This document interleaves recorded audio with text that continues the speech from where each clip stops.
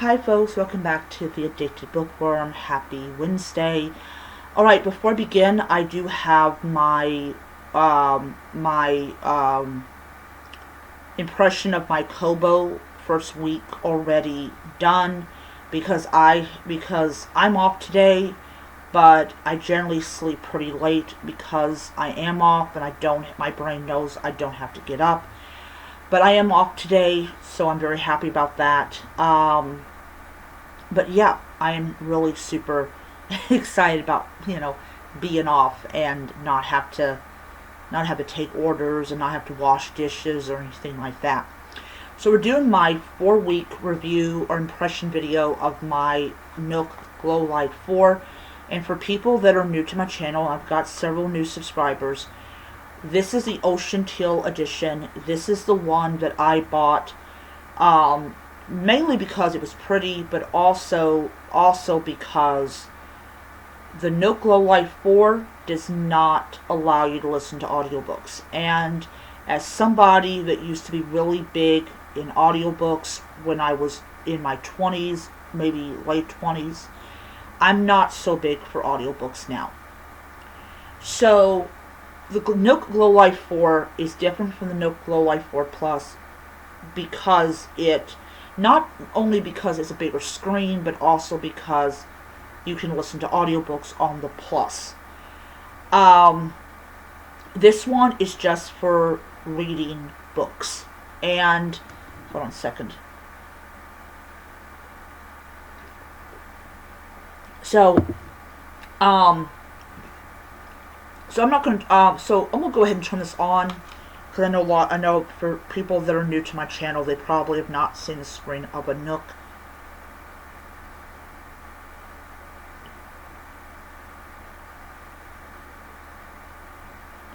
Alright, I had to hold it down for 6 seconds. So this is going to turn on.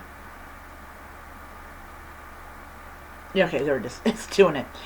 Alright, so one of the huge things, or one of the huge reasons that I moved away from Kindle, and I do actually mean I've moved away from Kindle,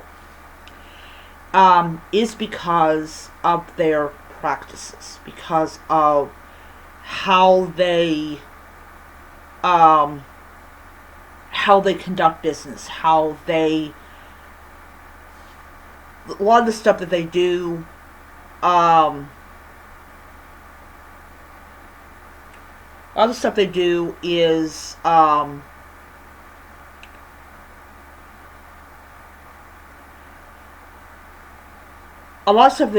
is highly illegal. Trust me, if they had done this in like the 1920s, they would have been in a bunch of trouble. So anyways, so they do a lot of stuff. They do a lot of stuff that, as somebody that has this big, ethics, belief in ethics, I cannot no longer support. So I no longer have Kindle Unlimited. I no longer have Amazon Prime, and I definitely will naturally drop the the Audible. However, I will still use my 2 credits I still have left, just because I don't want them to take it away, and I'll just go ahead and get audiobooks. However, it'll probably be quite a long time before I actually listen to them. Alright, so here's my home screen. So here's the thing. The Nook and the Kobo have one thing in common.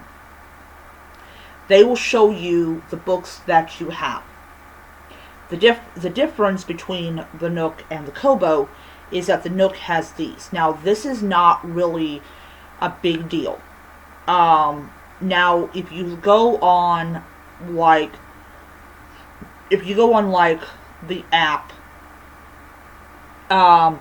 the app doesn't do the app does not show you books that they think you're going to want to buy. These are all based on books that I have purchased like Cat and Mouse by James Patterson is an Alex Cross book. This is because I got Kiss the Girls by James Patterson. Then I have, I don't quite know what that one is, but it's because I got the Red Rising book. And then here's another book because I got the Haunting Danielle series. So these are all based on books that I have already purchased. And then I like the store a lot because yeah, I like the store a lot because it just feels like you're on the Barnes & Noble website, and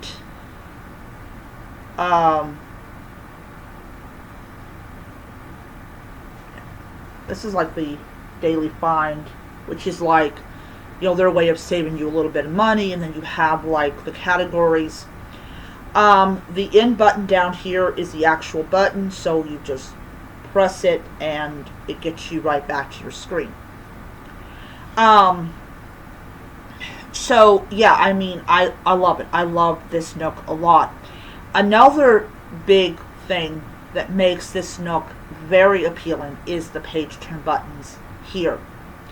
Now, I could have gotten a Kobo Libra Color that had the page turn buttons, but I have a device that already has it. I don't need another device that, that does it. Also, the device is like $200, and I'm just like, no, I'm not going to spend $200 just to get page turn buttons. No.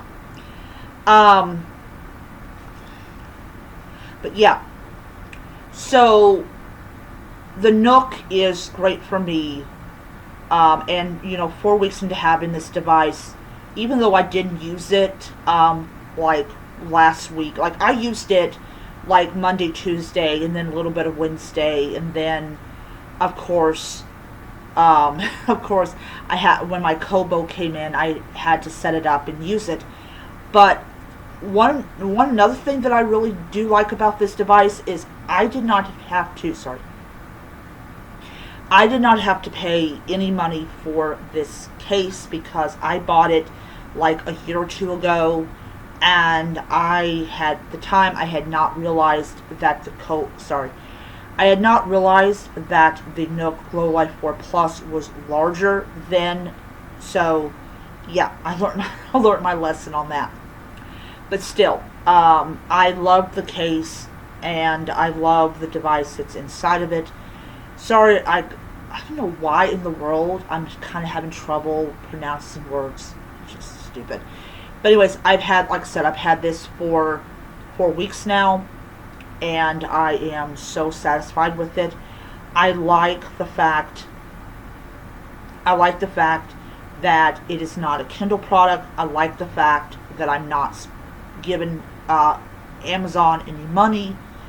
And really, this and the Kobo are going to be the devices that I use a lot, especially after I formally retire the Kindles, meaning that I have nothing on that device except air. except air. Anyways, so that is my 4-week review of the Nook Glowlight 4. I just want to end it by saying that if you honestly do not ever listen to audiobooks and you just read ebooks, this device is perfect, because with the Kindle you can listen to audiobooks. They do not have a device that does not have audiobook ability. It's always going to be ebooks and audiobooks. This is the only device that I have ever come across or have owned that just lets you read ebooks. And that might be a problem for some people. They may go, why don't you want to want to listen to audiobooks, this is perfect just for people that want to read ebooks. Alright, anyways, that is my video, and I will see you guys next time. Bye.